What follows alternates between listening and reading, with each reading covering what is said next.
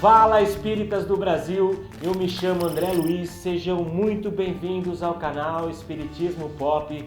E no vídeo de hoje a gente vai falar de um tema muito polêmico, um tema delicado que divide toda a população mundial, que é o aborto. É impossível haver unanimidade com relação a esse assunto, mas se você é espírita e ainda não tem uma opinião formada com relação a esse assunto, a gente vai destrinchar esse tema, a gente vai descrever passo a passo como se dá o processo reencarnatório e através dessas informações você vai entender o porquê que o espiritismo é contra o aborto em praticamente qualquer contexto e em qualquer fase da gestação.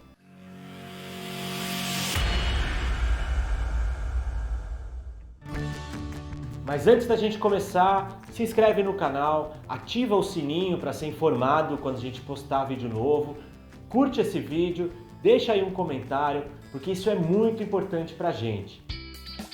André Luiz e o aborto. Para a gente iniciar essa discussão, é muito importante pontuar uma coisa. Jesus afirmou certa vez, aquele que estiver sem pecado, atire a primeira pedra. E essa deve ser a nossa postura ao tratar desse tema. É preciso que a gente corrija o que está errado sem julgar. E também a gente não vai entrar na discussão da legalização ou não do aborto, porque independentemente de ser legal ou não, a lei de Deus está acima dessa discussão. Essa discussão está muito mais ligada à questão do livre-arbítrio do que a questões legais da vida na Terra. No Livro dos Espíritos, da questão 334 a 360, Kardec faz vários questionamentos relacionados ao processo de reencarnação e o aborto. E os Espíritos deixam bem claro que a provocação do aborto é um crime contra as leis de Deus. Na questão 359, eles afirmam que quando a gravidez põe em risco a vida da mãe, é preferível que se sacrifique o ser que ainda não existe. Na literatura espírita, existem alguns médiuns que abordaram o tema de como funciona o processo reencarnatório, mas o autor que mais informações nos trouxe a respeito desse tema foi Chico Xavier. No livro Missionários da Luz, escrito pelo espírito de André Luiz, a gente tem acesso ao passo a passo de como se dá o planejamento reencarnatório do espírito, desde a decisão dos futuros pais em receberem essa criança até o momento da concepção do feto. Nesse livro, André Luiz acompanha dois amigos espirituais, Alexandre e Herculano, que auxiliam todas as fases do planejamento reencarnatório de Segismundo. Para, me dá risada, cara. Porra, você não presta também, né? É assunto sério, cara. A reencarnação de Segismundo. Nessa primeira fase, Segismundo, acompanhado dos dois amigos, visita um casal já encarnado na Terra, Raquel e Adelino, a fim de convencê-los a recebê-lo como filho. Na encarnação passada, Segismundo havia assassinado Adelino porque era apaixonado por Raquel, e na ocasião ela acabou tirando a própria vida. Voltando ao plano espiritual, Segismundo se arrependeu e implorou para que eles o aceitassem como filho, para que pudessem perdoá-lo. Na segunda fase, após a aprovação dos futuros pais, os três espíritos visitam o departamento reencarnatório para ajudarem os construtores espirituais na elaboração do mapa genético do novo organismo que Segismundo vai utilizar. Nessa fase, ele recebe o script da persona que ele deverá representar aqui na Terra. Seu comportamento, seus objetivos, seus desafios, sua motivação, suas preocupações, suas características principais, as provas que ele vai ter que enfrentar, quando ele vai nascer e quanto tempo vai durar a sua vida. Essa persona é um modelo ideal, fictício, que deve ser seguido pelo espírito quando representa o personagem a que se propôs no palco e nos cenários da vida aqui na Terra. O objetivo é mudar a sua personalidade, que é uma construção pessoal elaborada ao longo da sua vida e que determina a maneira de pensar e os padrões da sua individualidade. Então, a gente tem a persona, que é o modelo a ser seguido, o personagem, que é o papel que você irá representar, e a personalidade, que é o seu caráter a ser mudado, melhorado. O problema da maioria de nós é que somos péssimos atores. Agora eu te peguei.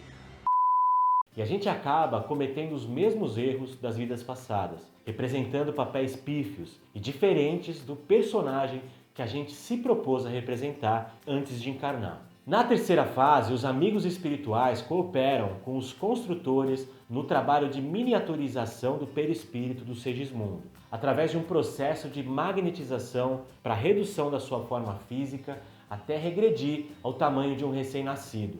Na quarta fase, eles fazem a ligação inicial de Segismundo à matéria física. Algumas horas após o ato sexual do casal, enquanto eles dormem, começou o fenômeno da fecundação. Através dos condutos naturais, os elementos sexuais masculinos correram em busca do óvulo. Alexandre identificou o mais apto e fixou nele o seu potencial magnético, para que ele fosse o primeiro a penetrar na pequena bolsa maternal. O elemento focalizado por ele ganhou nova energia e avançou rapidamente na direção do alvo. A célula feminina sofreu a dilaceração da cutícula para receber o espermatozoide e se fechou em seguida para impedir a entrada dos outros competidores. Recebendo o influxo luminoso magnético de Alexandre, o elemento prosseguiu a sua marcha e atravessou a periferia do óvulo e alcançou seu núcleo. Ambas as forças, masculina e feminina, formavam agora um só e transformaram-se em um tênue foco de luz. Alexandre tocou essa pequena forma com a mão direita, iniciando o serviço de divisão da cromatina.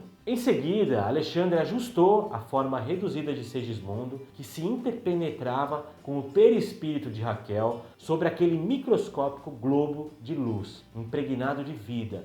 E a partir daí, essa vida latente começou a se movimentar. Na quinta fase, alguns dias após o início do processo de reencarnação, é terminada a tarefa de ligação do perispírito de Segismundo ao óvulo fecundado da mãe. O espírito reencarnante começa a trabalhar na construção do próprio corpo, átomo por átomo, molécula por molécula, célula por célula, órgão por órgão, de forma instintiva e ininterrupta, sempre com a supervisão dos espíritos amigos e dos construtores do espaço. Os detalhes anatômicos vão se formando de acordo com os princípios de equilíbrio e da lei da hereditariedade. Agora imaginem vocês como fica o espírito que está pronto para nascer e depois de tanto trabalho para sua gestação, é vítima de um aborto dentro do ventre materno. As consequências de um aborto provocado são muitos. O primeiro ferido é a criança, que sente absolutamente tudo o que está acontecendo. Retornando ao mundo espiritual, ele não entende muito bem o que aconteceu e muitas vezes se volta contra seus genitores e passa a persegui-los, gerando uma dívida que irá se perpetuar por muitos e muitos séculos. As mulheres que praticam o aborto sofrem consequências físicas, psíquicas e espirituais enormes, que podem desencadear problemas graves e muitas vezes até irremediáveis. Outro grande problema é que a ausência desse espírito na agenda espiritual dessas pessoas acaba gerando um grande vazio na vida e nos corações de todos os envolvidos. E é muito importante enfatizar que os sofrimentos gerados pela prática do aborto provocado não são vingança de Deus, e sim consequências diretas da violação das leis divinas. Então, para finalizar, vou pedir de novo que vocês curtam esse vídeo, deixem um comentário e não deixem de se inscrever, beleza? Então eu acho que é isso. Muito obrigado e fiquem bem.